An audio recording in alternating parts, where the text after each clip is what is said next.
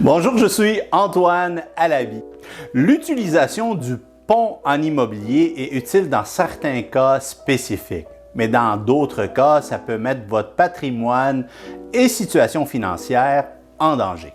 Je vais vous exposer les avantages et les inconvénients du bridge immobilier, communément appelé un pont ou un bridge. Donc, juste après ceci.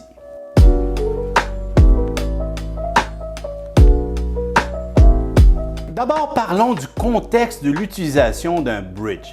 Les propriétaires qui ont souvent recours lorsqu'ils souhaitent notarier l'achat de leur future propriété avant d'avoir notarié la vente de leur maison actuelle. Pour qu'une institution prêteuse accepte de vous accorder un bridge, il faut que votre maison actuelle soit considérée comme vendue, c'est-à-dire d'avoir une promesse d'achat acceptée et que toutes les conditions telles que l'inspection et le financement soient réalisées. Il ne manquera donc plus que de passer chez le notaire pour le transfert des titres. S'il est impossible de notarier la vente avant l'achat, c'est là que l'usage du bridge prend tout son sens. Mais attention, il y a des avantages mais aussi des inconvénients au bridge. D'abord, les avantages. Vous pourrez prendre possession de la nouvelle propriété, effectuer vos travaux sans pression. Aussi, vous ne payerez que les intérêts rattachés au prêt du bridge lorsque vous rembourserez le bridge. Donc, vos finances ne seront pas encombrées par un double paiement d'hypothèque. C'est important de savoir qu'un bridge est une solution temporaire de quelques mois à peine. Maintenant, quels sont les inconvénients? D'abord, le prêteur peut refuser de vous accorder un bridge, donc il ne faut pas miser là-dessus sans avoir au préalable consulté votre banquier.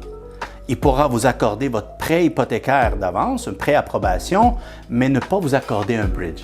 Donc, il faut faire attention à ça.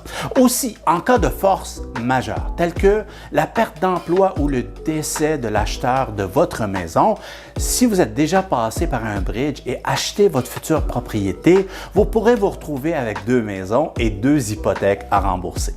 Également, il y a des frais d'hypothèque et de quittance qui peuvent faire partie intégrante de certains bridges et que vous aurez donc à débourser pour cela également.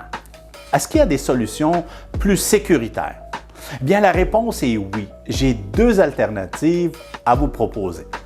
La solution numéro 1, prévoir déjà lors de la mise en marché de votre propriété un délai entre 2 semaines et 2 ou 3 mois. Donc, entre la date où vous passerez chez le notaire et la date que vous donnerez l'occupation des lieux aux futurs acheteurs de votre maison, quitte à leur lui verser une compensation comme un loyer. Comme ça, vous utiliserez l'argent de la vente pour faire l'acquisition de votre future propriété et ça vous donnera amplement de temps pour faire les travaux que vous aurez à faire et déménager avant la remise des clés. L'autre solution est notre garantie offerte par l'équipe Antoine Alabi, celle de votre maison vendue où on l'achète à votre prix garanti. Comme ça, vous ne serez jamais pris avec 2 maisons ou pire encore, sans aucune maison. J'espère que cette vidéo a été utile pour vous. Nous en diffusons à chaque semaine. Vous pouvez y accéder tout à fait gratuitement en vous abonnant à notre chaîne YouTube. Pour toute autre question, n'hésitez pas de me contacter. Merci pour votre écoute.